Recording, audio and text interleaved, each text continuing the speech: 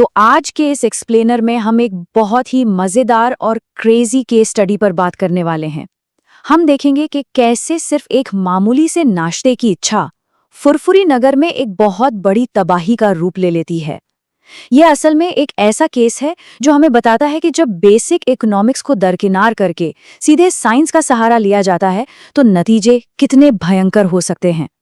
चलिए इस पूरी चेन रिएक्शन की शुरुआत से इसे समझते हैं। इस पूरी घटना का जो कैटलिस्ट है वो मोटू की एक बहुत ही हताश कर देने वाली गुहार है। होता क्या है कि चाय और समोसे वाले के पास एक बहुत बड़ा कर्ज जमा हो गया है और अब नौबत यह आ गई है कि समोसे वाले ने पैसे मांगने के बजाय सीधा हाथ उठाना शुरू कर दिया है। तो ये सिर्फ समोसे खाने की ललक नहीं है, बल्कि एक ऐसा सीरियस फाइनेंशियल क्राइसिस है जिसने सच में पिटाई खाने पर मजबूर कर दिया है। और बस यहीं से इस पूरी साइंटिफिक तबाही की नींव पड़ती है। अब सोचने वाली बात यह है कि कोई भी ये अंदाजा कैसे लगा सकता है कि तले हुए स्नैक्स को लेकर हुआ एक साधारण सा विवाद भला पूरे शहर में एक सांड जैसे खूंखार हंगामे में कैसे बदल सकता है। मतलब जब एक आम सी उधारी की प्रॉब्लम को सुलझाने के लिए सीधे एक्सपेरिमेंटल साइंस का दरवाजा खटखटाया जाता है तो जो रिजल्ट्स आते हैं ना, वो सच में सारे लॉजिक्स को पीछे छोड़ देते हैं। तो चलिए सबसे पहले बात करते हैं सेक्शन 1 की, समोसे की पुरानी उधारी। देखिए, मूल समस्या एक साधारण बहीखाते की थी। समोसे वाले ने परेशान होकर हिंसक रास्ता अपना लिया था, लेकिन इस कर्ज को चुकाने के बजाय डॉक्टर झटका के बेहद एक्सपेरिमेंटल और रिस्की आइडियाज को आजमाने का फैसला लिया गया। और यहीं से अर्थशास्त्र यानी इकोनॉमिक्स का चैप्टर क्लोज होता है और एक बहुत ही खतरनाक साइंस एक्सपेरिमेंट शुरू हो जाता है। तो डॉक्टर झटका ने इस क्राइसिस को दूर करने के लिए एक मेमोरी इरेजिंग नीडल यानी याददाश्त मिटाने वाली सुई का आइडिया दिया। ये 3 स्टेप्स वाला प्रोसेस सुनने में तो एकदम अचूक लगता है। पहला, सुई चुभाओ। दूसरा, तुरंत आज उधार कल नगद का बोर्ड दिखाओ। और तीसरा, जिंदगी भर फ्री समोसों के मजे लो। थ्योरी में देखा जाए तो ये प्लान एकदम परफेक्ट लगता है, लेकिन साइंस के मामले में अक्सर कागजी प्लान्स असलियत के सामने टिक नहीं पाते। और फिर वही हुआ। सेक्शन 2, मेमोरी नीडल का साइड इफेक्ट। अब देखिए कि ये प्लान इतनी बुरी तरह फ्लॉप कैसे हुआ।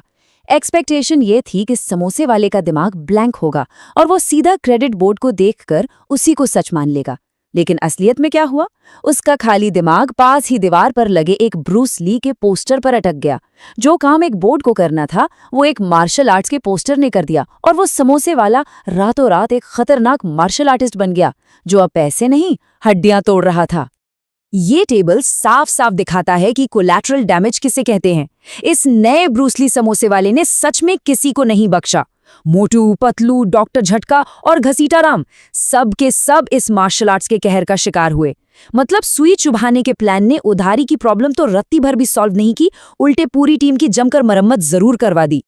और इसी मार पिटाई ने जन्म दिया एक और बड़ी मुसीबत को। सेक्शन 3, बुल एनर्जी ड्रिंक का कहर। समोसे वाले की उन खतरनाक मुक्कों से बचने के लिए पतलू हताशा में ये बुल एनर्जी ड्रिंक को पी लेता है।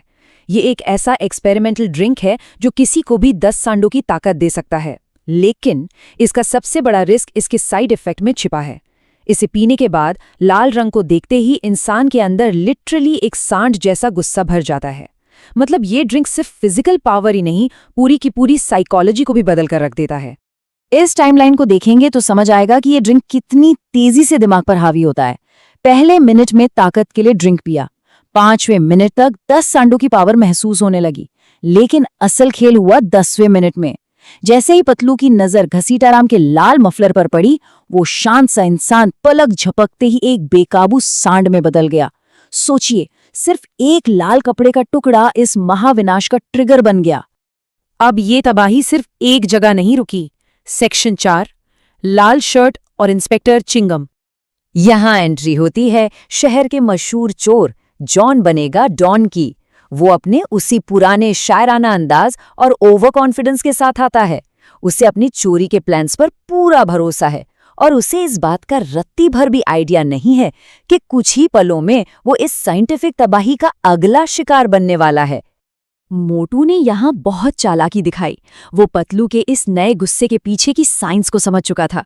उसने जॉन को बातों में उलझाकर एक चमकदार लाल शर्ट पहनने के लिए मना लिया और फिर उस बेकाबू बुल पतलू का डायरेक्शन सीधे जॉन की तरफ कर दिया। ये लिटरली साइंस के एक साइड इफेक्ट को अपने फायदे के लिए इस्तेमाल करने का एक ब्रिलियंट एग्जाम्पल था। लेकिन मामला यही नहीं सुलझा। शहर की पुलिस भी इस खतरे को समझ नहीं पाई। इंस्पेक्टर चिंगम इस पूरे हंगामे को रोकने के लिए हवा में एक लाल कपड़ा लहराने की गलती कर बैठते हैं, और जैसा कि हम अंदाजा लगा सकते हैं, लाल रंग देखते ही पतलू सीधा उन पर टूट पड़ता है। मतलब लॉ एंड ऑर्डर भी इस केमिकल लोचे के सामने पूरी तरह फेल हो गया। और फिर आता है हमारा सेक्शन 5, दवा के असर का इंतजार।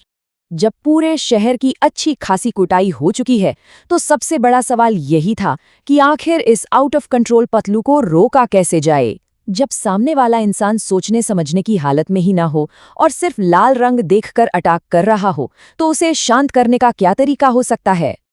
तो इसका जो सल्यूशन निकाला गया वो और भी अजीब था।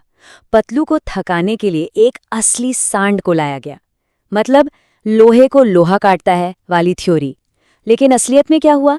वो असली सांड और पतलू लड़ने के बजाय एक टीम बन गए और दोनों ने मिलकर बाकी लोगों को दौड़ाना शुरू कर दिया। ये साबित करता है कि साइंस की गड़बड़ी को आप एक और गड़बड़ी से कभी ठीक नहीं कर सकते। और अब आता है इस पूरे एक्सप्लेनर का सबसे डरावना आंकड़ा। नंबर 1, डॉक्टर झटका बड़े ही आराम से बताते हैं कि इस एनर्जी ड्रिंक का असर पूरी तरह से खत्म होने में शायद 1 साल का समय लग सकता है। बस इमेजिन कीजिए, पूरे 1 साल तक एक इंसान का सांड बनकर शहर में घूमना और हर लाल रंग की चीज पर अटैक करना। तो साइंटिफिक कंक्लूजन यही निकलता है, टोटल अनार्की, पूरी तरह से अराजकता। इसका कोई इलाज मौजूद नहीं है सिवाय भागने, छिपने और इस दवा का असर खत्म होने का इंतजार करने के। और अंत में ये एक्सप्लेनर हमें इसी सवाल के साथ छोड़ जाता है कि क्या सच में फ्री के समोसे खाने का लालच इतना बड़ा था कि उसके लिए पूरे 1 साल तक अपने ही जिगरी दोस्त से जान बचाकर भागना पड़े? तो अगली बार साइंस का कोई शॉर्टकट लेने से पहले 2 बार जरूर सोचना चाहिए।